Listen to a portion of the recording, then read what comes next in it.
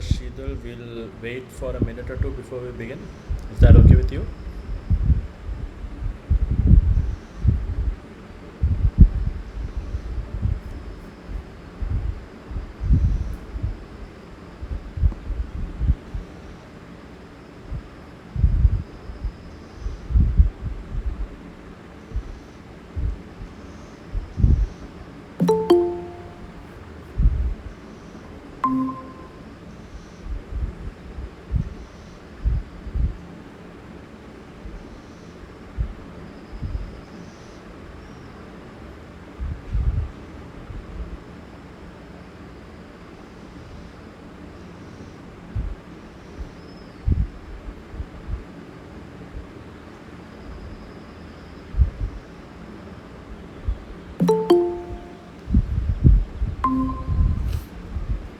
So, there are three people in this room. I'm going to start. I have a few questions from the last time, so I'm just going to. This is more of a revision session because the last classes was a revision session by Professor Ankur Awadhiya. So, yeah. Okay, Deepali.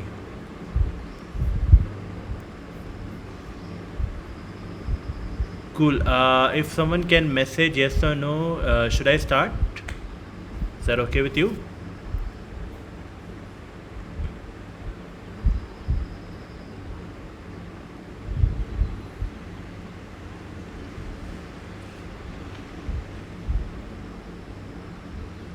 Yes or no? People, you have to talk. I mean, otherwise it's no fun. I mean, I'm not here to give a lecture. Yes, sir. Okay. Cool. Thank you. Yes, So, sir. yeah, this is your first question.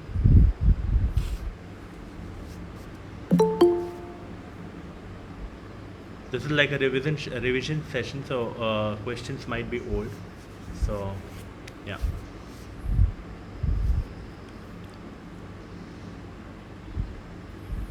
You can answer with A, B, C, and D on the chat box, or you can talk loud. Out loud. Answer C. Okay. Deepali, can you? Okay, sure. So Deepali says C. Anybody else?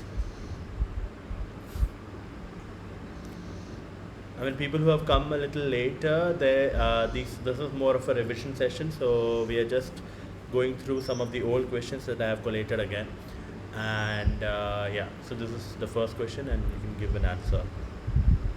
Okay, Jyotsna says C.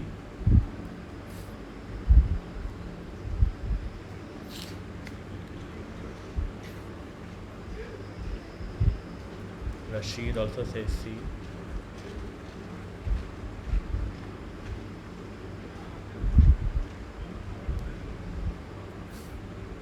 Uma says C.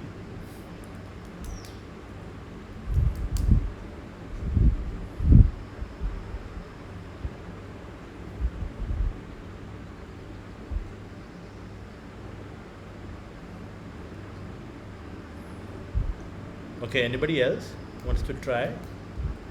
People who have looked at these questions before?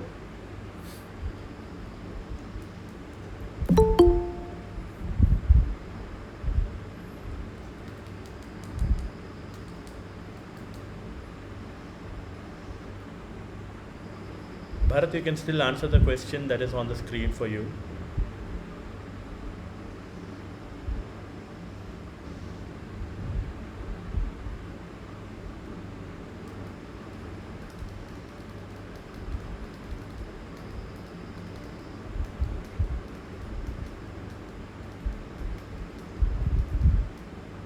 Okay, so the answer is not C because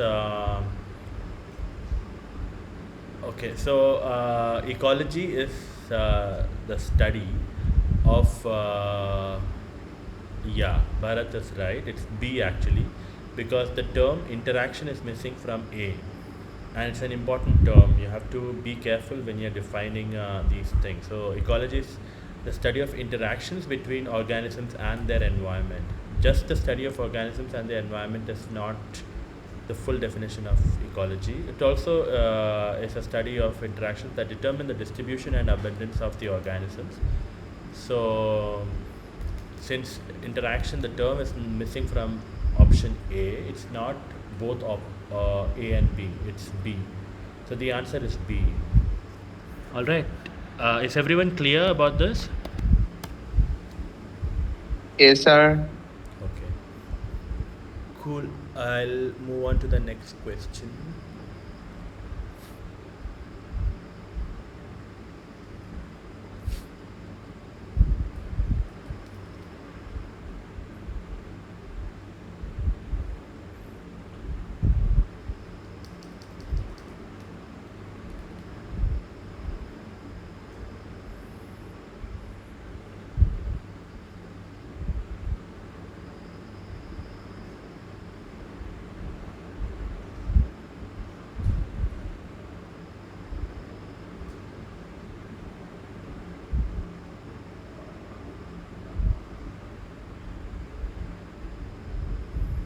I suppose everyone's got this answer. Has somebody not answered? Deepali, do you not have an answer for this?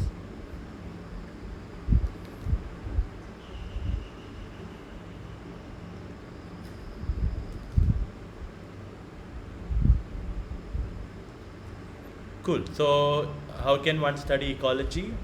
So, there are three ways definitely. Theoretical approach, where you deal with models, you do deal with numbers, you deal with algebra, a lot of algebra is there, you deal with integration, differentiation, stuff like that.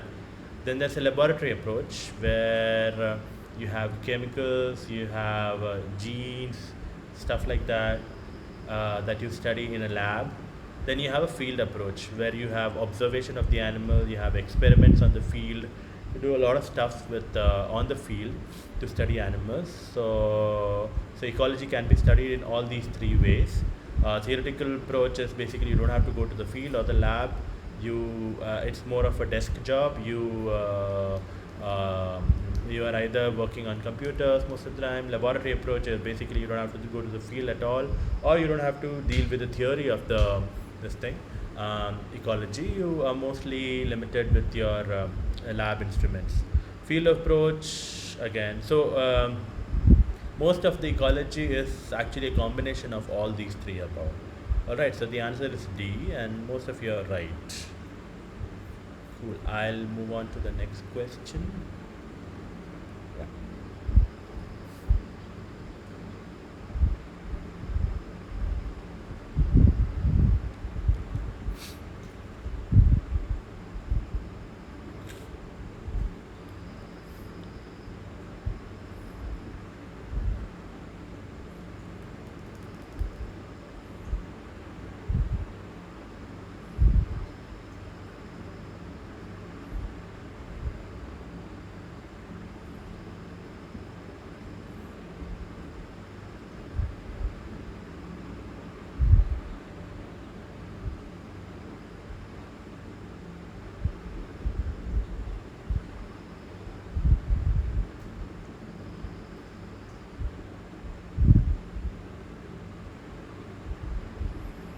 So Rehanul says A, Jyotsna says A, Rashidul also says A. Others, do you have an answer? I can wait.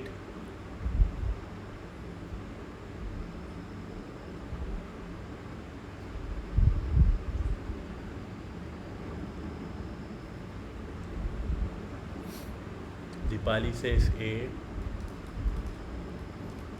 Alright, Bharat says A. Yeah, so everyone is right. Theophrastus is the father of botany. George Evelyn Hutchinson is the father of modern ecology.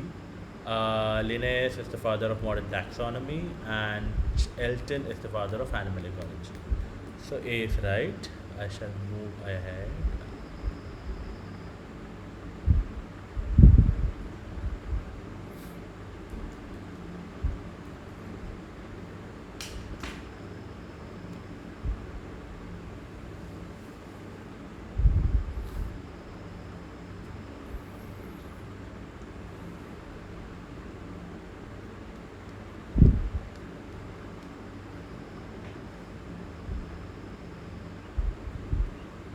Rehanul, Dipali, and Rashidul are saying B. Anybody else with the answer? They think something else is the answer.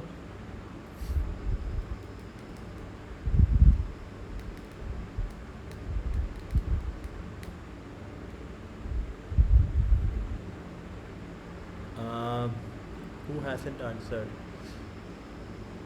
Ashish, what do you think is the answer? And yeah.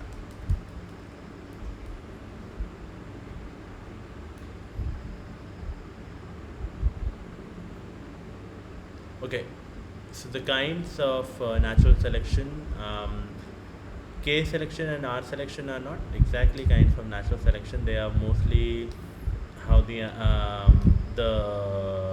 life history of the animal.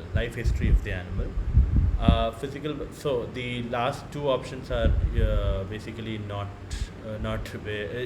are not very meaningful options. So B is the answer: directional, stabilizing, and disruptive. Directional is where the selection pushes a trait towards a particular direction. Either the trait. I mean, what do you mean by trait? Can anyone say what do you mean by a trait?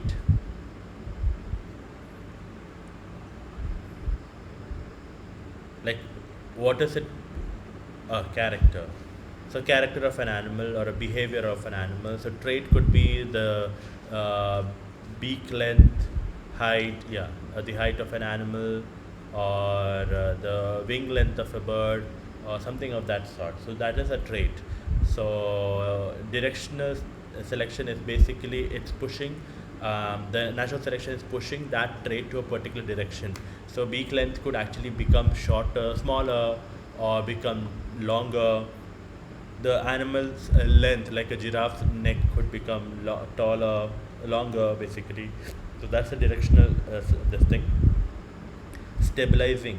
What does stabilizing mean? Can anyone give me an example?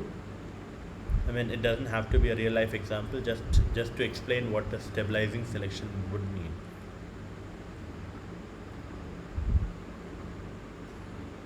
I mean, if you don't want to type it out, then you can speak up.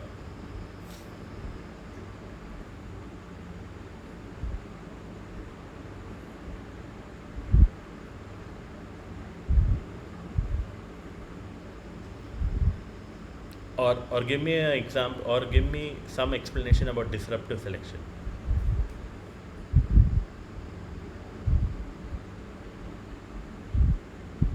Yeah, Rehanul says having a more concentrated character.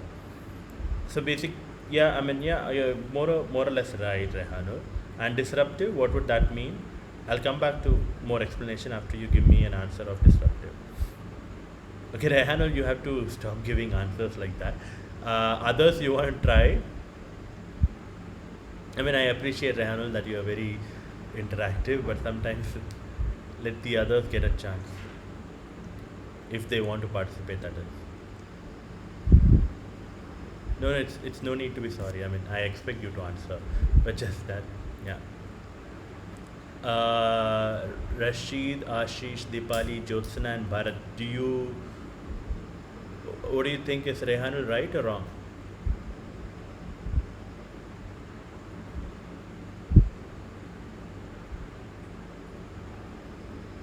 Okay. So stabilizing is basically one particular character is selected more than the extremes. So for example, if we are talking about the length of leg or length of neck, say for example of a giraffe, then or no, then let's not take that example. Suppose the color of a bird. So the one trait can actually lead to a white color of the bird. One trait can lead to a red color of the bird, and the middle is the pink color of a bird. So stabilizing would mean that more birds are becoming more pink, and the white and red, the number of birds that are white and red are reducing. So that is stabilizing. What would disruptive mean? Can someone, yeah, yeah. What would disruptive mean? If we are talking about white, red, and pink color, the number of animals would increase in of which color if we are talking about disruptive selection?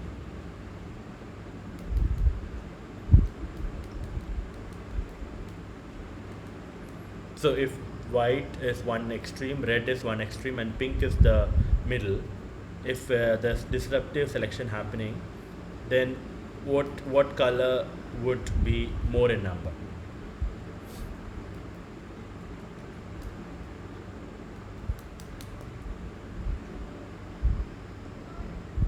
Come on.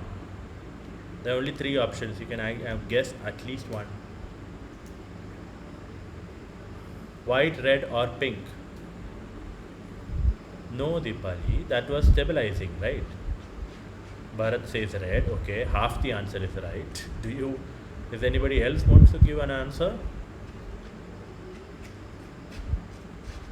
And is that the only? So if it's red, that means it's a directional selection, right?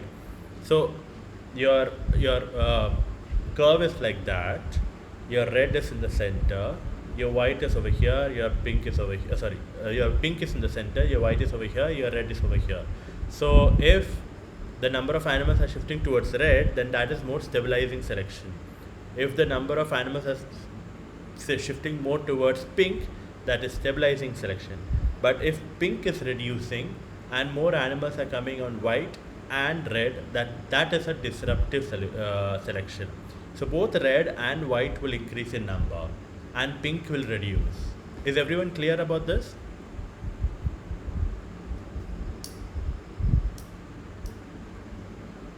Yeah. Bharat, Dipali, yeah. People who, yeah. Okay. Are you guys clear? Like what the difference between disruptive, stabilizing, and directional? All right. Dipali? Yeah. Yeah, Rashid, do you want to say something? Okay. No, sir. Okay. Yeah, the next question is on your screen.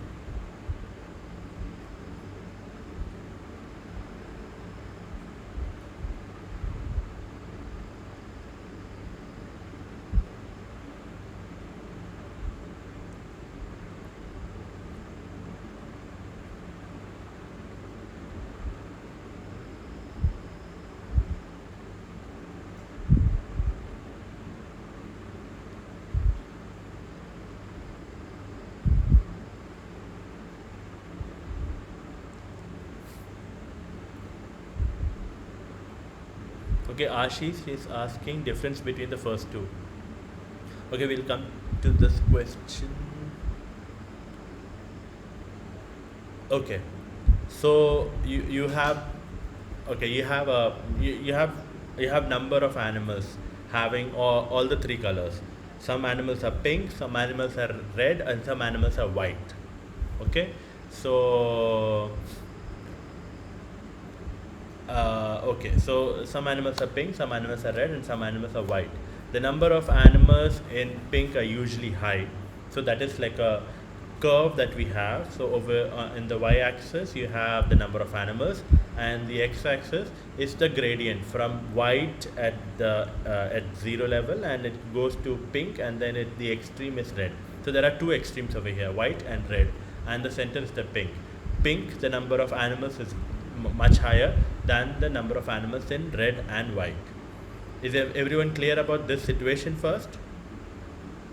I mean, Ashish, are you clear till now? Okay.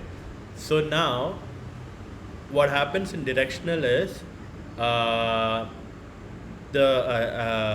extremes. One of the extremes are picked. So it's either red or it's either white. So most of the animals that are pink slowly become. I mean, the number of animals that are pink slowly become either red or white. Okay, so that is a directional selection. It is the selection towards either of the extremes. Either it's only one of the extremes. Okay, stabilizing is where the number of animals reduce on either extremes. So there have always been number of animals in the extremes, but in the stabilizing selection, the number of animals further go down, and the number of animals in the pink increases. Okay, till now it's clear, Ashish? So basically, yeah.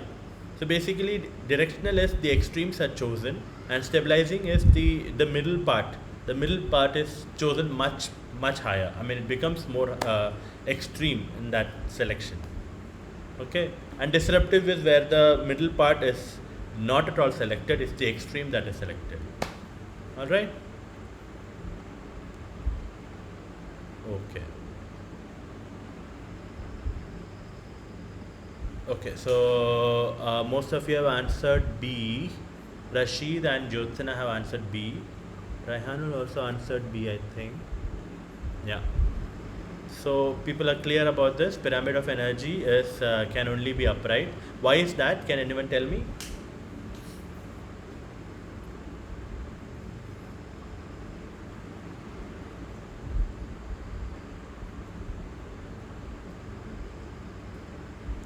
Sir, energy decreases from bottom to top by no. So, what do you mean energy decreases? Do you think plants have less energy and top carnivores don't have energy to move or energy to feed? Or what do you mean by that? What do you mean energy decreases?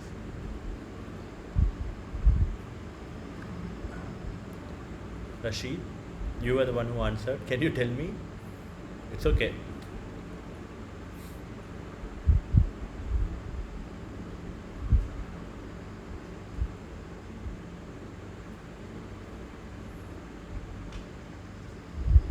I mean, so when Rashid says the energy decreases, so what he says, or I mean, it could mean that plants don't have energy, primary consume, I mean, don't have much energy. Oh, sorry, have very high energy. Primary consumers have even less energy. Secondary consumers are more, have lesser energy.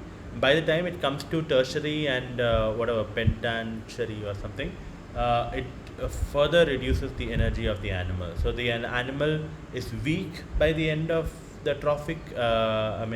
Step, like by the time it reaches the top of the trophic level, does the animal become weak?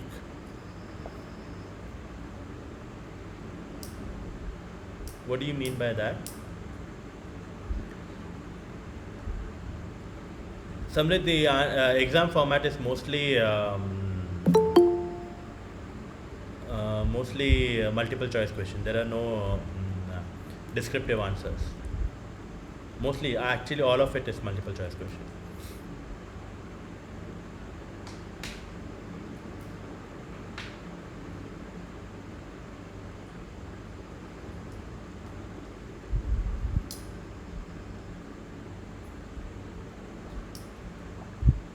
Yeah, Raihana, please go ahead.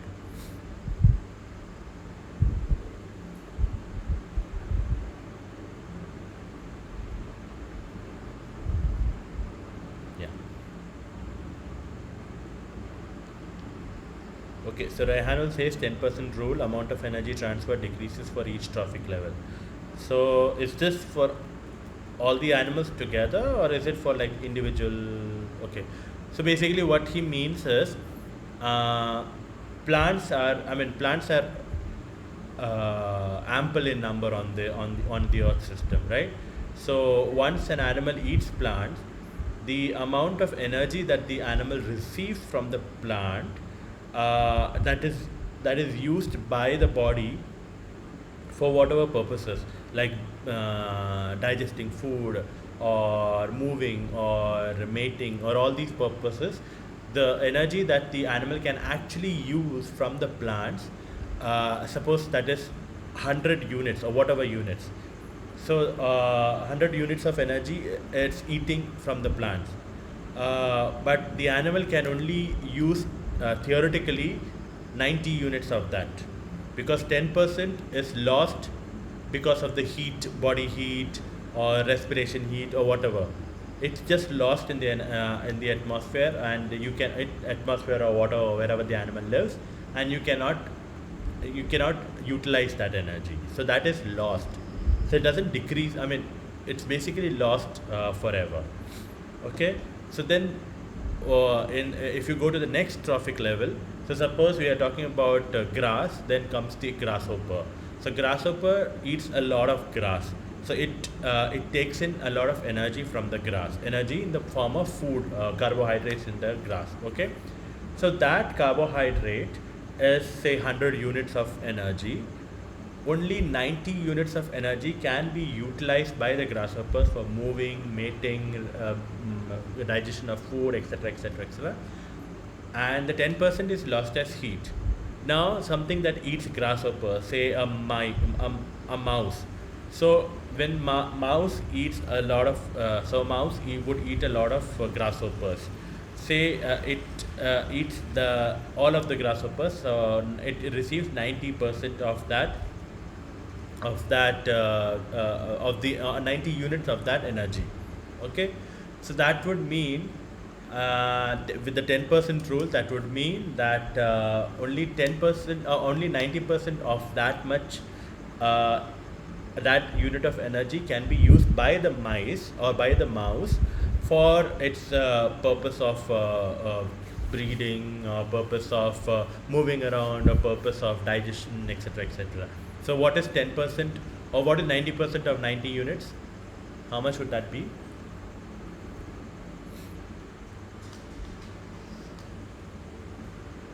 I mean, simple mathematics. 90% of 90, 90.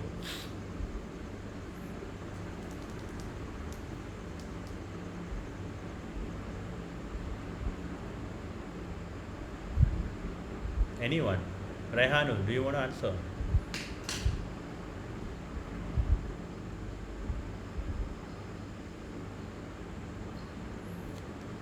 81. Yes, Ashish, thank you.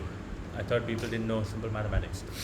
But yeah, so 90% of 90 units would be 81. So only 81 units of the energy that out of 90 units that the mouse ate, can be utilized for its own purpose of daily life. Life um, behavior, but basically behavior in the life. So yeah, so that is how out of that 9 units are lost as heat energy into the atmosphere if we are considering mouse. So into the atmosphere, and it can never be utilized. So, and if something like a snake eats the mice and it receives 81 units, so that would mean that 90% of 81 would be can only be used by the snakes. So basically the amount of energy keeps decreasing in that sense. It is lost, and a lot of things are lost in between. Oh sorry, I'm very sorry. I missed. So no. So basically, if we are talking about 100%, then only 10% of it can be used, not 90%. I totally missed that thing. I was thinking how the numbers are so big. So if a grasshopper eats 100 units of 100 units of gets 100 units of energy from the grass, only 10 units can be used for its daily life purposes, and rest of the 90 units is lost as heat. That's like a huge loss. Then the grasshopper is eaten by the mouse. So out of 10, only 1% is used for the daily purposes of the mouse, and rest of the 9 is lost as heat. Okay, and then after that, if the snake is eating the mouse, then 0.1% of the energy would be used for the snake's life purposes, and rest of the 0.9% is lost. So that would give like a pyramid in that sense. So that is why it's called the pyramid of energy, and that's why it's always upright, and it can never be of any other shape.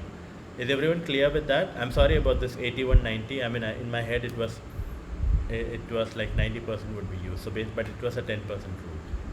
Is everybody clear with that?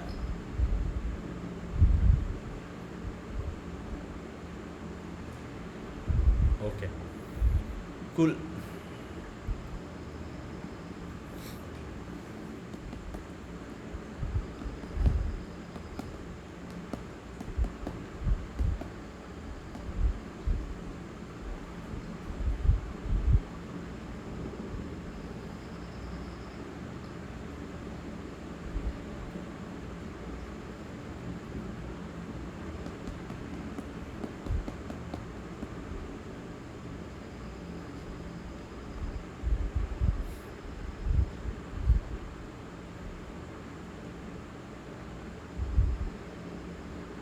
Uh, any answers for this question?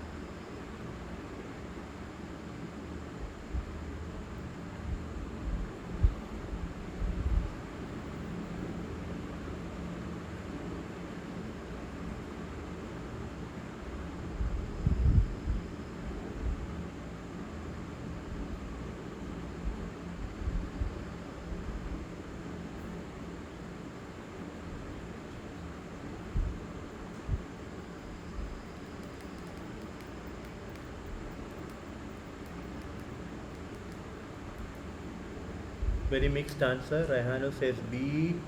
Rashidu says something. I have no idea what that is. B, I think. Ashish says A. Rashidu says B. Sorry. Okay. Uh, okay. So right now we learned that energy flow is a pyramid, right? And there are a lot of energy that is lost while it is transferred from one individual to the other, right? So what would cyclic mean? That it can be used back again. Isn't that cycling? Cycle means that thing goes from one point to the other, and comes back to the beginning, right? That is cyclic. Can energy be cyclic in that sense? Energy, can energy be once again used? Yeah, Rehanu says no. Everybody's okay with the answer? That energy can't be used again. Once it is used, it's lost forever. Is everyone okay with that answer? Yeah. So basically, energy is unidirectional and it's a non-cyclic pathway. Whereas mineral nutrients is movement of mineral nutrients is a cyclic pathway. So and it's multi-directional. Um, so carbon, first take for example nitrogen, for example. Nitrogen that comes from the atmosphere is fixed in the soil by the bacteria, is taken up by the plants and eaten plants, and then that is eaten by other animals and made into proteins of the muscles. Then that is eaten by further other animals, made into similar proteins in their muscles. Then when they die, it goes back into the soil, or it goes back into the atmosphere. So and then it is fixed again in various ways that we can. So it is more cyclical. So it is actually coming back to the same location in several different cycles, but it is coming back. So movement of mineral nutrients is cyclical, whereas energy flow is unidirectional and is not cyclic. Is everybody clear with this fact?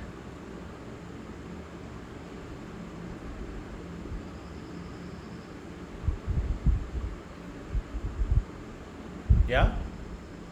Shall I move ahead?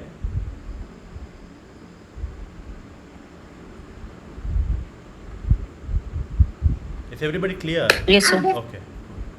Sir, correct answer is B. Sorry, what?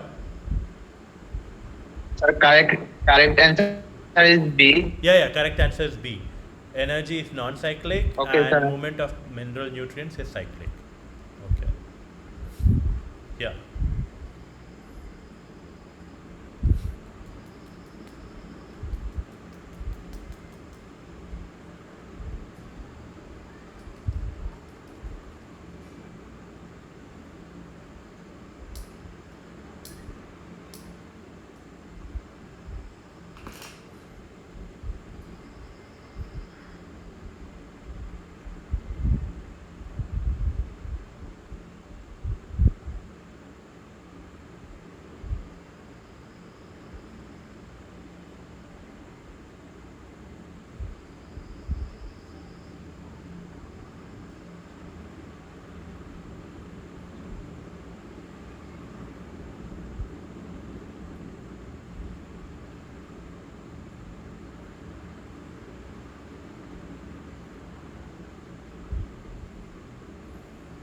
Okay. People say C is the answer.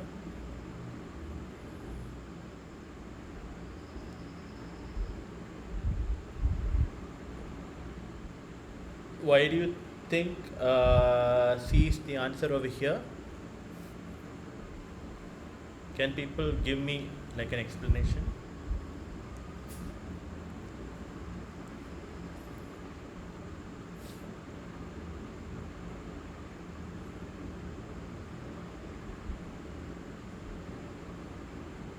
What do you mean by functional diversity?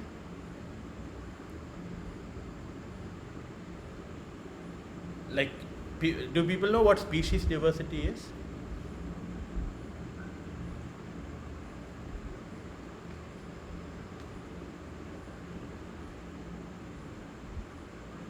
Can someone tell me what species diversity is?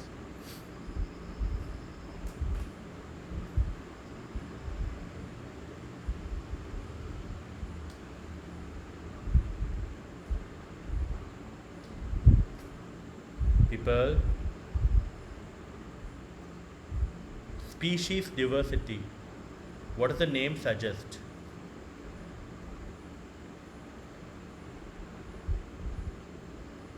Hello? Yes, I know the answer is Rashid, Ashish, Deepali, Jyotsana, Raihanul, you can answer here if you want. Bharat Kumar, Samrid and Praveen. What is species diversity?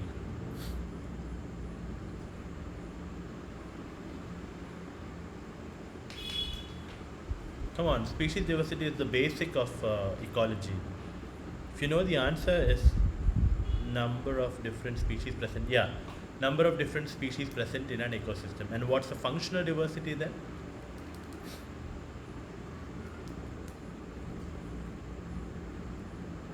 Sorry, what is last unit diversity?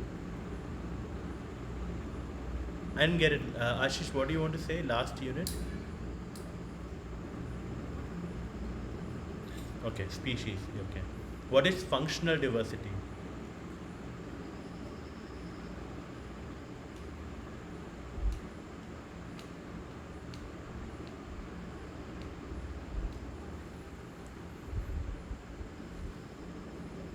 Like species diversity is the diversity of the species. Functional diversity, okay, anatomically or morphologically or behaviorally or trophic level wise diversity, all these things are functions. So not anatomic as such, but yeah, morphology, trophic level, they are all functions. So function could be what is the kind of what is the kind of what are they eating, or yeah, what are they eating could be a main function. So are they eating plants, are they eating animals, are they eating animals that eat animals, are they eating animals that eat only plants? So these are all functional levels. So so trophic levels, so basically. So in the first option, we have the first species as gooseneck barnacle, one barnacle, then thatch barnacle, again a barnacle, then acorn barnacle, again a barnacle, and mussel, which is a similar kind of a oyster kind of a animal, which also looks like a barnacle. So all these are barnacles or something that looks like a barnacle.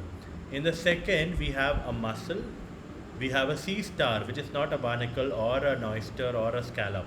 It's a sea star, it's a different animal. Then anemone, again a different animal. Then a seagrass, which is green and photosynthetic. So they actually produce food from the sun. So there's a different function over here for that animal, or for that individual, seagrass. Yeah. So in the second option, we have a lot of different functions. So the functional diversity is high. Yeah. Yeah, okay. So Bharat is saying range of organisms, what they do in communities. So yeah, you guys are more or less right. So basically, what is the so there are different trophic levels in second option. But in the first option, more or less all of them are on the same trophic level. So that's why the functional diversity of the first is less, and functional diversity of the second is more. And if you're looking at the scene itself, you can see that the functional diversity is higher in the second part. Like there are more colors to it because green is coming because of the photosynthesis. Anemone is sea anemone is, yeah, I don't know what kind of animal that is, but yeah. So is everyone clear on this part? Like what is functional diversity? What is species diversity? What's the difference? So, what is the species diversity of first scenario, left part? How many species are there in the first part?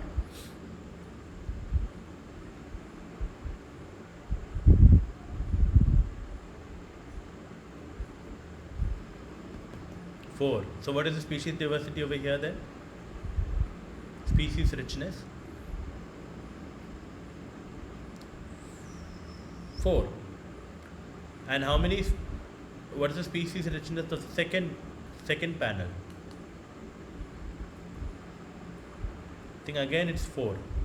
So that's why they have very similar species richnesses, but functionally they are very different. Like there's a lot of variety of functions in the second part. So that's why it's more rich. Functionally, it's more rich, the second part. So it's more stable in that sense. But yeah, something that can be taught. I mean, that can be given importance. Okay, the 8th question is on your screen.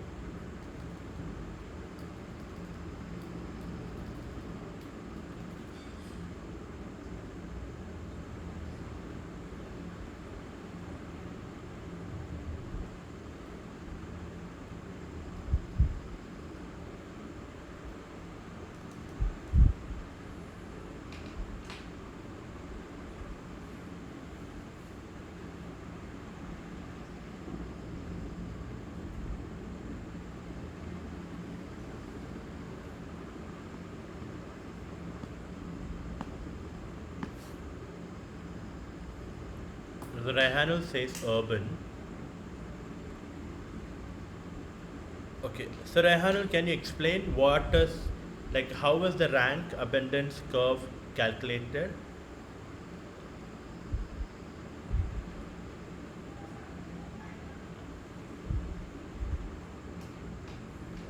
I mean, I don't want exact details, but yeah. Okay. Okay. Okay, but what does the graph tell you? What does it mean?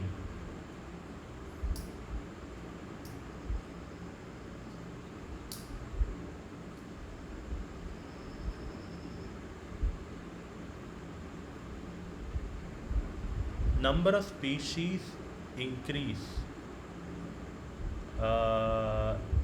It doesn't increase, right? I mean, urban has the least number of species. It ends at 23 or 25 or 30.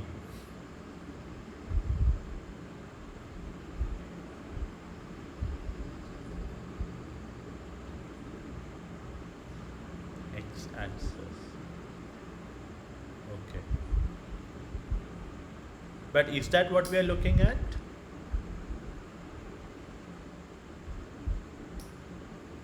I mean, is that what we are looking at, where the number of the number of species? See, that is species richness that we are talking about. The number of species that doesn't give you the rank abundance curve. I mean, you're lucky that the graph is like that, and that's why you got the answer right. So the answer is B, urban. But that is species richness that you're looking at, Raihanul, or everyone. I mean, basically, it's not rank abundance curve. That is not how we look at rank abundance curve. Something can have a species richness of, very low species richness, but still have a very, still have something. Very like a graph that is something like that of a forest. So basically, rank abundance curve is it just does not look at the number of species. It also looks at how many individuals are there of a particular species. So in an urban scenario, you can have like 5 or 6 birds. You can have a crow, a pigeon, a myna, or something, or some similar birds like that. Okay, so you can see you can have certain bird species which are very high in number, Like crows and pigeons can have a very high number, and minus can be the second in number. Then you have some other species which are there but are in very low number. So the rank abundance curve comes down like that. So basically, how the rank abundance curve is created. You first look at the species. So you have species A, species B, species C, species D, blah blah blah. Then you have the number of individual within each species. So crows can be 100 in number, pigeons can be 90 in number, minus can be 70 in number. Then you might have, I don't know, Ashiprenia, which can be 50 in number. So like that, you'll have species all listed down with their numbers of individuals within each species. Is everybody clear till now what I'm trying to say?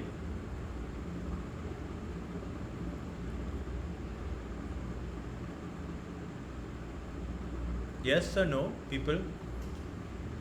Till now, is everybody clear? I'm going to explain further, but till now, are we clear? Yeah. So, so rank abundance, what you do is you first rank all of the species based on the number that they have. So crows have are highest in number. So crows have 100. So they'll be the first rank. So that's why they come over here. Okay, where is the? Okay, so crows are the highest in number. So suppose this is log 10 abundance. It's given in log, so that doesn't matter. But crows are highest in number, and it will be the first rank. It comes over here. Then you have pigeons. Pigeons are 90, so they are the second highest. They'll come. So this is rank. So they'll come as second number. Then you have miners, which are 70 in number. So they'll be the third in rank. Then you have Ashiprenia, which is 15 number. They'll be fourth in rank. Similarly, all of these species would be ranked in that sense, based on the number of individuals within these species. Is everybody clear till there? Okay. So now, what this means is urban has very low number of species, and what it means is there are certain species which are very high in number, and there are certain species which are very low in number. Okay, so that there the abundance curve goes like this, a very steep curve. Okay, but in certain areas, certain other areas, they will have a lot many number of species, as well as they'll have certain equitable distribution between the number of species. Some species would have high number, some species would have low number, but it will not be a very drastic difference. Do people get it? So for example, there could be some other area, like there could be say for example suburban, where crows are 70, minus 65, pigeons are 65, and Ashiprenias are 60. So that is not a very steep curve going down. It's a more very gently it is reducing in number as the ranks reduce of the birds. Is everyone clear till now?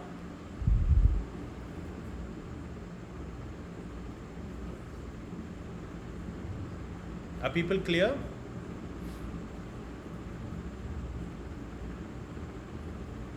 Hello? Yes or no?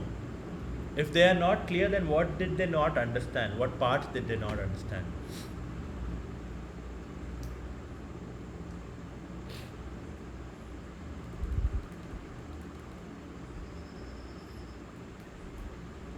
So what I'm trying to say doesn't depend on the species richness, doesn't depend on the number of species. It depends more on how distributed are the individuals, the number of individuals in the species of the community, right? If the species are more equally distributed, then that would have more species, much higher species evenness. So why are the rank abundance curve important is because you can see both the species richness and the species evenness.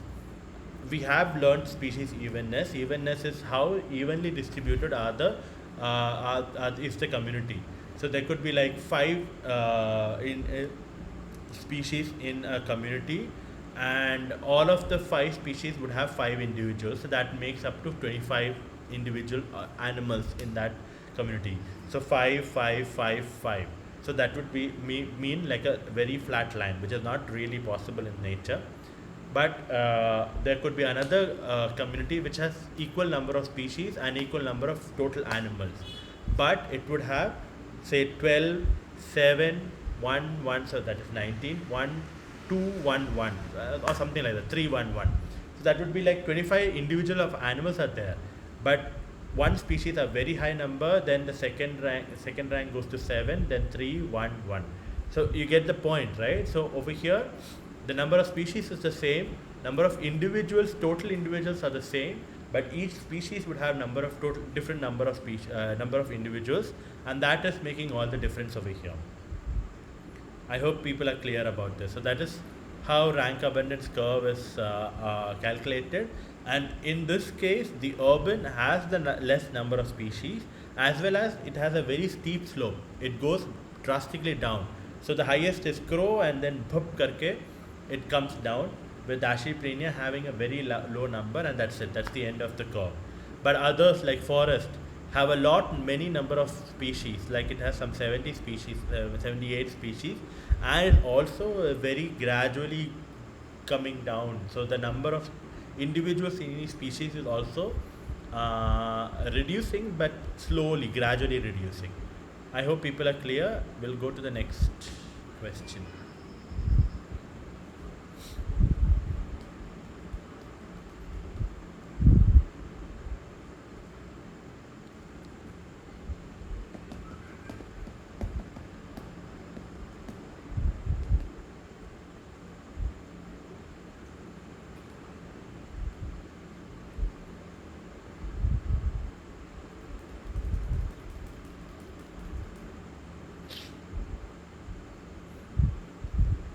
So Ashish says A.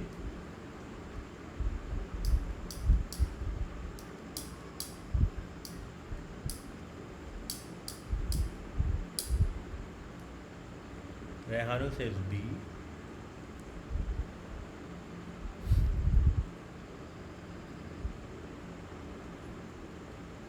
Jyotsna says A.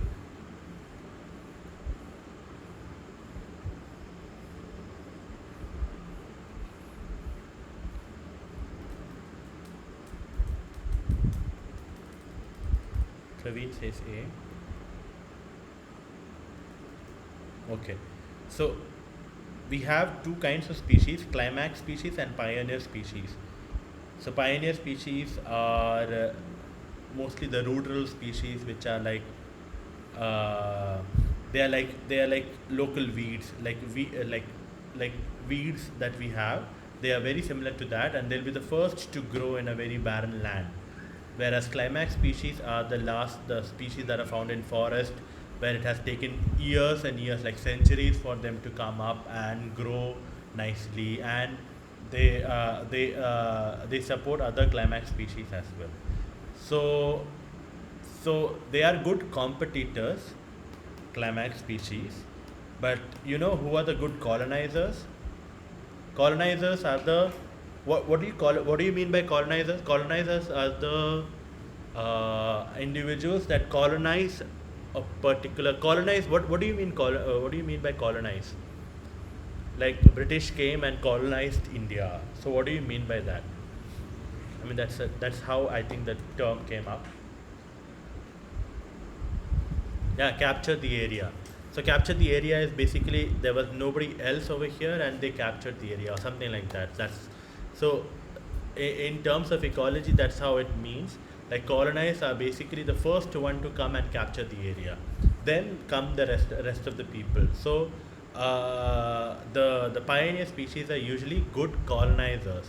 They are not good competitors. So if other species come into the picture, they usually give way to them, they die off, and the other species come and take over. So they are good colonizers, the pioneer species, but they are not good competitors. In that way, climax species, they are poor colonizers. They won't be the first one to come and capture an area or capture a new area. They'll be the last one to come and capture a new area because they are very poor colonizers. They don't colonize well in a new area, but they're very good competitors. They come and they'll give competition to other species in the area, and they can remove the other species. So that's how they are. Are people clear with this? The difference between competition and colonization?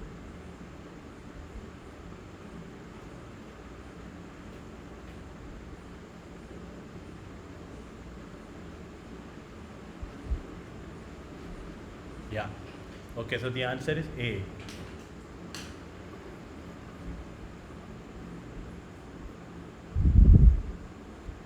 Okay, last question.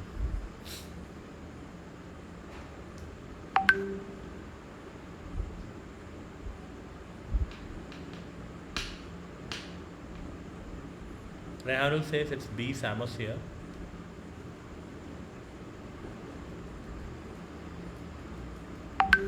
Others? Okay, Rashid says B.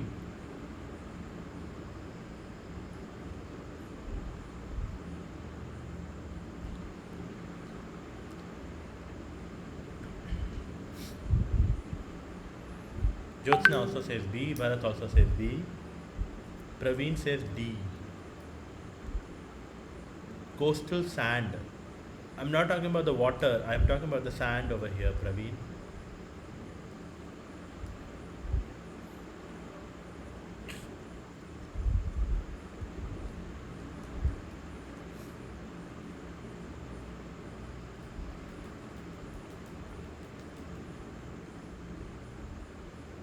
Okay.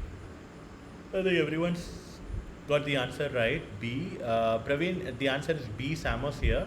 It's not hydros here because we are talking about the plants that live on the sand, the coastal sand, and that is Samos here. We are not talking about the animal. I mean the water over here. So where do what is the succession that happens in? I mean, where does the zeros here happen? Like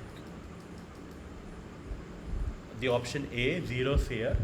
Where would that happen? Which would it happen in water? Would it happen on the land? Would it happen in the sand? Where would it happen? Zeros here. Option A.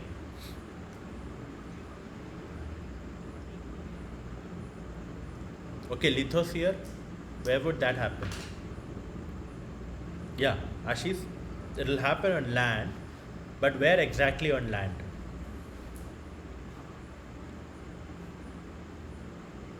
Does it happen in an area with heavy water, too much water, or does it happen in an area which is very dry, like a desert? Desert.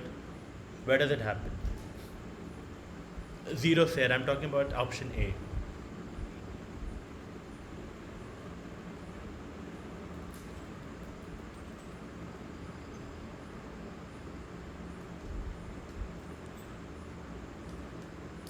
Okay, so I'll just get back to the answer. The zero sphere is basically it happens on dry lands, like basically desert is where zero sphere happens. So all the desert plants are basically part of the zero sphere, and then you have lithosphere. That is where the rock section, I mean succession on the rocks happen.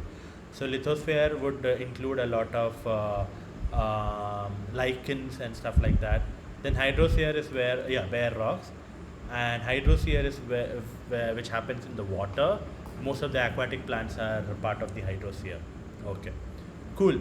I had more questions, but we don't have time anymore. You can look at the PPT in the link that you already, I think you are following.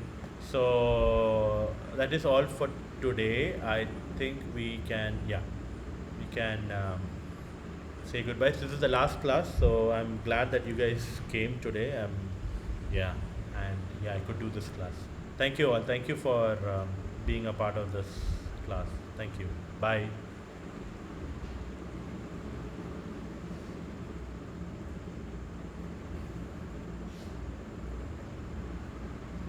Okay. Yeah, Bharat, this is the last class. Bye. Goodbye. Okay. Cool. Bye.